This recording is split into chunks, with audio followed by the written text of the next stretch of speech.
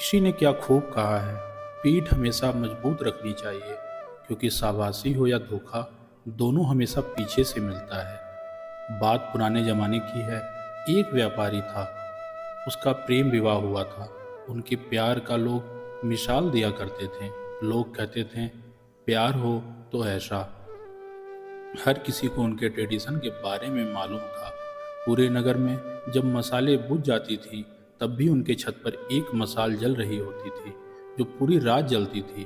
उनके प्रेम के बारे में वहाँ के राजा रानी को भी मालूम था। एक दिन राजमहल के छत पर खड़े होकर राजा साहब अपनी रानी के साथ आकाश निहार रहे थे, चांद तारे देख रहे थे।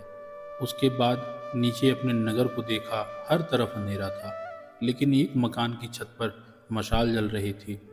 दोनों ने एक दूसरे को निहारा और उसके बाद में चर्चा शुरू होने लगी इस बात पर कि उस व्यापारी का जो प्रेम विवाह हुआ है, उन दोनों के बारे में जो लोग कहते हैं बहुत प्यार है उन दोनों में, यह कैसे हो पा रहा है? यह शादी इतनी सक्सेसफुली कैसे चल रही है? राजा ने कहा, जो साथ है वह पति दे रहा है। पति बहुत समझदार है, इस वजह से रिश्ता इतना खूबसूरत है। रानी ने कहा, ऐसा नहीं है, पत्नी बहुत समझदार है, पत्नी बहुत सभ्य और संस्कारी है। उसे समझ है रिश्ते को कैसे संभालना है। उसकी वजह से रिश्ता बहुत खूबसूरत से पनप रहा है। दोनों के बीच में डिबेट होने लगी। राजा ने कहा, बात विवाद करने से कुछ नहीं होगा, एक काम करते हैं, एक छोटी सी परीक्षा रखते हैं। रानी ने कहा, ठीक है, क्या करना है बताइए। राजा ने कहा, हम व्यापारी की और उसकी पत्नी की भी परीक्षा लेंगे और मालूम करेंगे दोनों के बीच में वाकई में प्यार है या नहीं। एक योजना उन्होंने बनाई। रानी ने अपनी एक दासी को अगले दिन व्यापारी के पास भेजा, अपने एक संदेश के साथ में। वह जो दासी थी वह व्यापारी के पास गई और जाकर के कहा, रानी साहिबा ने मुझे भेजा है और रानी साहिबा कह रही हैं, अगर आप मुझे कहते हुए थोड़ा हिचक हो रही है। व्यापारी ने बोला, बोलिए ना, क्या बात है, क्या कह रही हैं रानी साहिबा? दासी ने कहा, रानी साहिबा कह रही हैं, अगर आप अपने पत्नी की हत्या कर दे तो रानी जी आपसे शादी करने के लिए तैयार हैं। वह आप पर मंत्र मुग्ध हो गई हैं। व्यापारी ने कहा, आप मेरी तरफ से उनसे माफ़ी मांग लीजिएगा और उनसे कहिएगा, 1000 रानियां भी आ जाएं तो मैं तब भी अपनी पत्नी को नहीं त्याग सकता। जिंदगी भर मैं उसके साथ रहूंगा और उसकी रक्षा करूंगा। दासी ये संदेश लेकर वापस रानी के पास आई। अब राजा की बारी थी। राजा ने उस व्यापारी की पत्नी के पास उसी दिन एक नौकर को संदेश लेकर भेजा। नौकर ने जाकर उस व्यापारी की पत्नी को कहा, एक संदेश राजा साहब ने भिजवाया है और वह कह रहे हैं, अगर आप अपने पति की हत्या कर दें तो राजा साहब आपसे विवाह कर लेंगे और आपको हमारे राज्य की रानी घोषित कर देंगे। जो व्यापारी की पत्नी थी उसने कहा, आज रात में 2 से 3 बजे के बीच में हमारे घर के छत पर जो मशाल जलती रहती है वह बुझ जाएगी, और जब वह बुझ जाएगी तो समझ जाइएगा कि मैंने अपने पति की हत्या कर दी है। राजा साहब का यह जो प्रस्ताव है इसे मानने के लिए मैं तैयार हूँ। नौकर यह संदेश लेकर दौड़कर राजमहल गया और राजा को बताया कि वह व्यापारी की पत्नी आपका प्रस्ताव स्वीकार कर चुकी है और आज रात को अपने पति की हत्या कर देगी। उसने कहा। राजा ने फटाफट से अपने सैनिकों की एक टुकड़ी तैयार की और कहा, हमें बचाव के लिए तैयार रहना है। जैसे ही वह मशाल बुझेगी, फटाफट उस व्यापारी के घर में घुस जाना और उस व्यापारी को बचाना है, उसकी जान को बचाना है। सब ने कहा, ठीक है। राजा राजमहल की छत पर चढ़ा, रानी भी साथ में थी। दोनों देख रहे थे क्या वाकई में वहाँ मशाल बुझेगी या नहीं। 2 से 3 बजे के बीच मशाल बुझ गई, क्योंकि व्यापारी रोज के ही भांति घर आया, खाना वगैरह खा के सोने गया तो सारी बातें वैसी ही चल रही थी जैसे जैसे रोज चलती थी। इस बीच में व्यापारी की पत्नी ने खेल कर दिया था। व्यापारी की पत्नी ने फांसी का फंदा तैयार किया था। 2 से 3 बजे के बीच में अपने पति को ही फांसी पर लटका दिया। जैसे ही वह मशाल बुझी, राजा ने सैनिक दौड़कर उस व्यापारी के घर में गए। व्यापारी की पत्नी तो गिरफ्तार कर लिया, लेकिन उस व्यापारी की जान को नहीं बचा सके। उस रात राजा को नींद नहीं आई। अगली सुबह उसका दिमाग गर्म था, गुस्से में था। खुद से उसको गुस्सा आ रहा था। यह क्या हो गया? उस महिलाओं को देखने का मन नहीं हो रहा था। उसे नारी से नफरत हो गई थी। यह क्या धोखेबाजी हुई है? ऐसा नहीं होना चाहिए था। राजा बहुत गुस्से में था। जो उनके राज्य का सबसे बुद्धिमान मंत्री था, जो सबसे बड़ा मंत्री था, उसको बुलाया और कहा, सुनो, अभी जंगल में जा रहा हूँ शिकार के लिए। वापस आऊँगा, तब तक राज्य में, हमारे नगर में जितनी महिलाएं हैं, सबके गले कटवा दो, सबको फांसी पर लटकवा दो। यह मेरा आदेश है और आपको मानना होगा। राजा को पता नहीं था हो क्या रहा है। राजा घोड़े पर सवार होकर जंगल की तरफ निकल गया। यहाँ मंत्री के होश उड़ गए थे। उसे समझ में नहीं आ रहा था यह क्या हो रहा है। राजा साहब ने यह क्या संदेश दिया है? उन्हें महिलाओं से नफरत हो गई है। मंत्री परेशान होकर अपने बूढ़े पिता के पास गया, जो कि एक वक्त में उस राज्य का मंत्री हुआ करता था। जाकर कहा, पिताजी, राजा पागल हो गया है। राजा कह रहा है कि जितनी भी नारियां हैं, जितनी महिलाएं हैं, उन्हें खत्म कर दो। उसे नारी जाति से नफरत हो गई है। वह जो बूढ़ा पिता था, उस मंत्री ने कहा, बेटा, एक काम करो, सबसे पहले कि तुम छुप जाओ, क्योंकि राजा आएगा तो गुस्सा तुम पर निकालेगा। मैं उससे बात कर लूँगा, तुम परेशान मत होना। शाम में राजा वापस आया और आकर देखा कि उसके नगर में वैसे ही महिलाएं घूम रही हैं। उसका गुस्सा और बढ़ गया और ज़्यादा गुस्से में आग बबूला होकर राजा अपने राजमहल में पहुंचा और मंत्री को ढूंढने लगा। मंत्री नहीं मिला तो उसके घर पहुंच गया। घर जाकर पूछा तो उसे मालूम चला कि मंत्री वहां नहीं था। वहां था उस मंत्री का बूढ़ा पिता। उस मंत्री के बूढ़े पिता के पास राजा गया।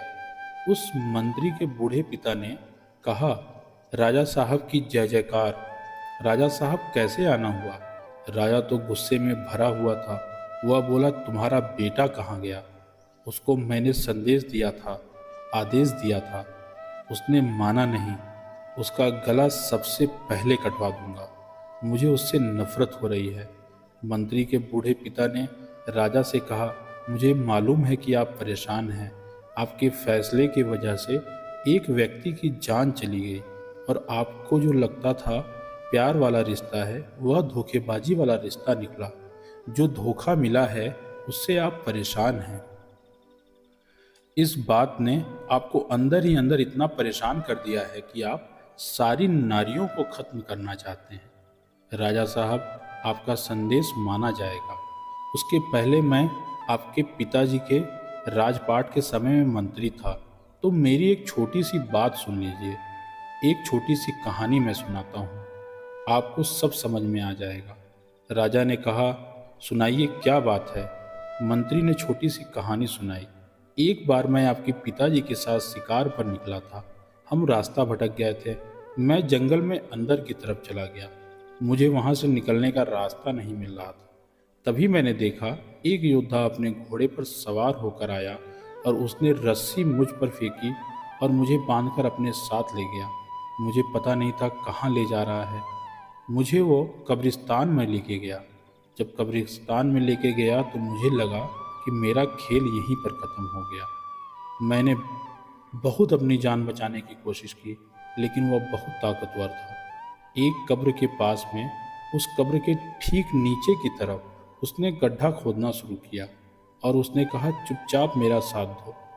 हमने मिलकर वहाँ 2 गड्ढे खोदे और समझ में तो मुझे आ गया था, एक में तो मुझे दफनाया जाएगा, मेरी मौत होने वाली है, दूसरे में किसे दफनाया जाएगा, मुझे नहीं पता था। वह योद्धा पास में एक खंडहर था, फटाफट दौड़ कर गया और उसकी छत पर से उसने एक सर कटी लाश नीचे फेंकी। मैं डर गया, क्योंकि वह जिसकी लाश थी, ऐसा लग रहा था कि अभी अभी उसकी हत्या की गई है। योद्धा उतर करके नीचे आया और मुझसे कहा, सुनो, इसे दफनाने में मेरी मदद करो। पैर वाले के तरफ वाले कब्र में सर कटी लाश को दफना दिया गया। मैं डर रहा था। राजा साहब, कि जो दूसरी कब्र है इसमें मुझे दफनाया जाएगा। लेकिन यह योद्धा ने जो मुंह पर कपड़ा बांध रखा था उसे हटाया। वह खूबसूरत कन्या थी, महिला थी। उसने कहा, घबराओ मत, मुझे मालूम है तुम कौन हो। तुम इस राज्य के मंत्री हो और इस राज्य के राजा को जाकर के मेरा संदेश देना। उनके एक राजकुमार ने मेरी हंसती खेलती जिंदगी को बर्बाद कर दिया और राजकुमार मुझे पाना चाहता था, इसलिए मेरे पति की हत्या कर दी।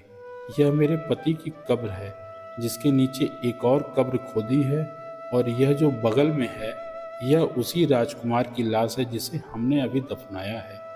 और उसके बाद वह बोलती चली गई, जब मैं अपना गला काट रही हूँ, अपनी जान दे रही हूँ अपने पति के पास वाले कब्र में जीवन भर, आजीवन, जब तक नामो निशान रहे हम दोनों का, तब तक मैं दफन होना चाहती हूँ। यह ज़िंदगी ख़त्म करना चाहती हूँ। ऐसे बोलते बोलते अब अपनी ज़िंदगी में जहाँ मिलेंगे हम साथ रहेंगे, इसी तमन्ना के साथ में पास में दफन होना चाहती हूँ। मुझे दफन कर दीजिएगा। यह बोलकर उसने अपना गला काट दिया। राजा साहब, उस दिन मुझे समझ में आया सच्चा प्यार क्या होता है। उस महिला ने जो अपनी ज़िंदगी कुर्बान कर दी अपने पति के लिए, उसने मुझे सिखाया सच्चा प्यार क्या होता है। आप इस बात से परेशान हैं कि व्यापारी को उसके पत्नी ने उसे धोखा दे दिया। आप इस महिला के बारे में सोचिए जिसने अपनी पति के लिए अपनी भी जान दे दी। सिर्फ एक महिला के धोखेबाजी की वजह से आप सारी महिलाओं को कहाँ फांसी पर लटकाने के लिए चले थे। राजा ने अपने फैसले को बदल दिया। राजा को समझ में आ गया कहानी बहुत छोटी है, लेकिन हम सबके लिए बहुत ज़रूरी संदेश लेकर आई है। हम सब लोगों को कभी ना कभी धोखा मिलता है, वो चाहे आपके दोस्त हों, आपकी पत्नी या पति या कोई सगे संबंधी हो। हम अंदर से टूट जाते हैं। यह लड़का या लड़की खराब है, सारे लड़के खराब हैं, सारी लड़कियां खराब हैं, सारे संबंधी खराब हैं। किसी व्यक्ति की वजह से जिसने आपको धोखा दिया है, बाकियों को भी उसी तराजू से तौलना बंद कीजिए। ज़िंदगी में हमेशा याद रखिए, अगर बुरे लोग इस दुनिया में हैं तो अच्छे लोग भी इस दुनिया में हैं। अगर आपका एक रिश्ता टूट गया है, आपके वहाँ से धोखा मिला है, तो इसका मतलब यह नहीं है कि आपको हमेशा ही धोखा मिलेगा।